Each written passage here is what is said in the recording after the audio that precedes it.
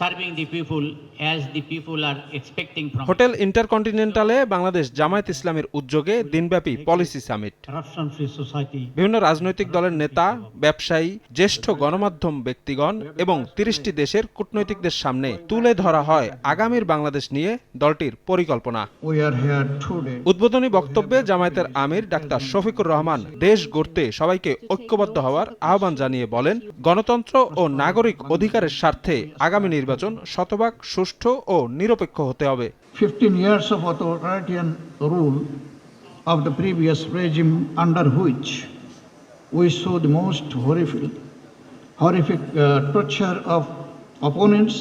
সমাপনী বক্তব্যে ন্যায় বিচার প্রতিষ্ঠার প্রত্যয় ব্যক্ত করে শফিকুর রহমান বলেন, ক্ষমতায় গেলে কোনো বৈধ সুবিধাও প্রয়োজন ছাড়া গ্রহণ করবে না দলের নেতাকর্মীরা।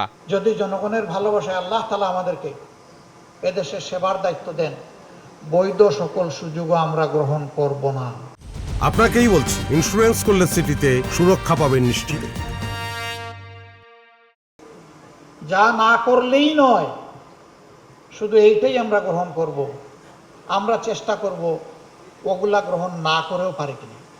আমরা রাজনীতিকে পেশা হিসাবে গ্রহণ করি নাই, এই রাজনীতিকে আমরা কর্তব্য হিসাবে গ্রহণ করেছি। স্বৈর মানসিকতা এর দেশ থেকে এখনো যায়নি। এটাকে নির্মূল না করা পর্যন্ত লড়াই অব্যাহত থাকবে ইনশাআল্লাহ।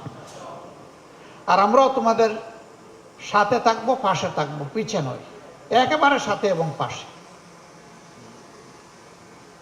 বাংলাদেশ দুইটা গোল যদি অন্তত অ্যাচিভ করতে পারে, তাহলে বাংলাদেশ বদলে যাবে ইনশাআল্লাহ। অভ্যুত্থানের মতো আগামী নির্বাচনেও তরুণ সমাজ গুরুত্বপূর্ণ ভূমিকা রাখবে বলে প্রত্যাশা জামায়াত আমিরের। প্রতিষ্ঠিত করা যায়। আগামী দিনের বাংলাদেশকে কেমন দেখতে চায় জামায়াত, সে বিষয়টি নানা তথ্য উপাত্তের মাধ্যমে তুলে ধরল আজকের এই পলিসি সামিটে। শুধু দেশ নয়, দেশের বাইরেরও লাখো মানুষ জামাত সম্পর্কে নানা প্রশ্নের উত্তর পাবে আজকের এই অনুষ্ঠানের মাধ্যমে, এমনটাই মত সংশ্লিষ্টদের। শফিক মুন্সি, সময় সংবাদ, ঢাকা।